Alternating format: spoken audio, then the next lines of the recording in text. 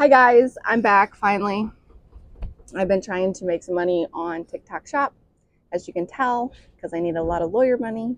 But I love all the women that have reached out to me and emailed me their stories so I can share it. It's pretty impressive.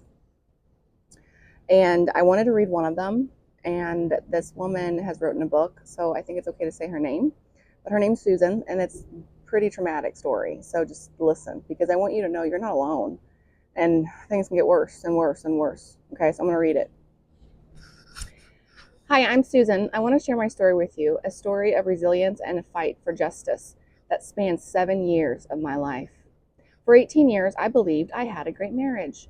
We shared so many beautiful moments, raising our 2 wonderful kids, but then my world was shattered. My ex-husband left me for someone he worked with.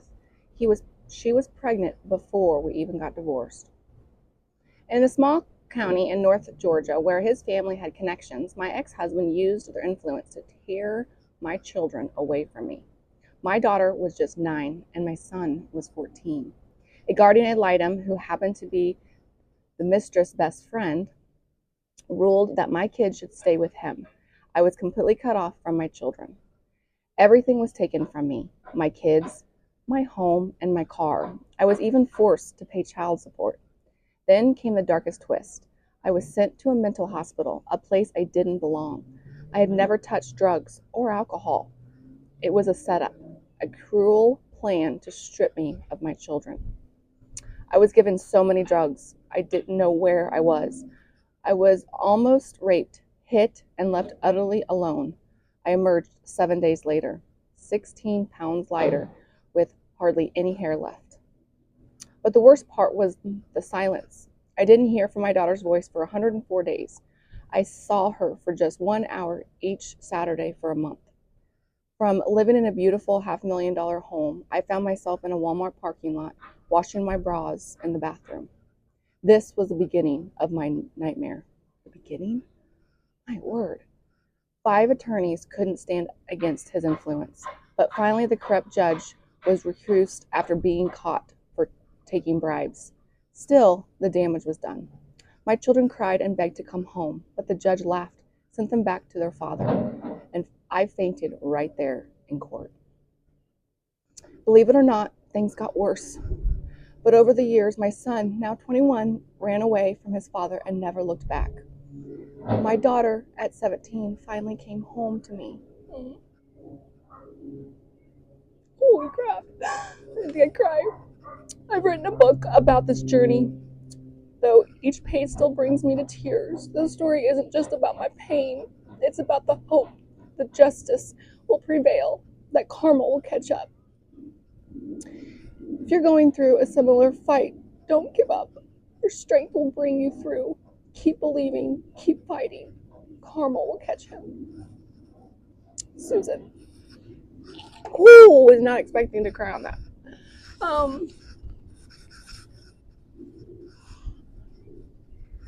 There's another woman that wrote a book. I remember she was put in the hospital, a mental hospital, for a long time. That was when men could put their wives in the hospital. But I guess the reason I'm sharing these stories is because through seeing other people go through this, you're not alone, and don't give up.